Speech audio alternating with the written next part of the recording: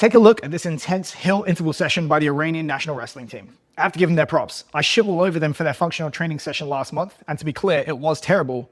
But they then went on to top the table for both freestyle and Greco-Roman at the World Championships, and I suspect sessions like this are much more to do with their success. Sessions like this are a great addition to the strength and conditioning for grapplers of all codes, and here's why. The biggest advantage of intense intervals is that they allow you to push metabolic demand and fatigue higher than would normally be possible when practicing or competing in the sport.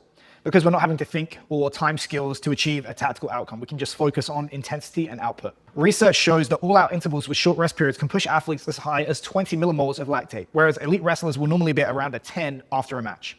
If you're going to take time away from becoming a better master of your sport on the mats, you better be doing something that you couldn't just incorporate into practice, and this session is a good example of that. Second, with intensity and fatigue often comes a risk. Forcing athletes to work up a hill acts as a natural brake on how fast athletes are able to move and reduces the ground reaction forces that their legs, especially their hamstrings, are going to be exposed to as a consequence. Yet they're still able to push the effort. I would be a lot less comfortable watching this same session done on flat ground. Third, both carries and hill sprints recruit and develop local muscular endurance in muscles and actions that are heavily taxed in grappling. When we grapple, we have to use our upper body to get and maintain a strong connection to our opponent. When we take them down, we typically have to get underneath them and raise their center of gravity before using leg drive to off-balance them before completing the takedown.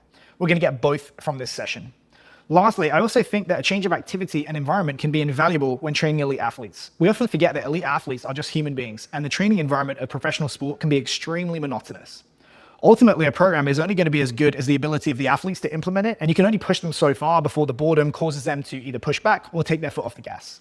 Sessions like this, where they get to be outside, get some sun, and work together, are likely to be much more well received than a similarly designed session performed on the mats or in the gym, keeping athlete morale higher as a result. A word of warning though, in my experience, sessions this intense where you're literally having to pull guys off the floor at the end should only be implemented for 2 to 3 weeks as a peaking strategy at the end of a long prep for a competition, which is exactly the context that Iran is doing so in this video. For the rest of the year, creating that level of fatigue simply isn't needed to keep pushing the adaptation in the right direction, and the risk might not be worth the reward if you're entering into such training with a low level of fitness, for example, after a long layoff or at the very beginning of a training block.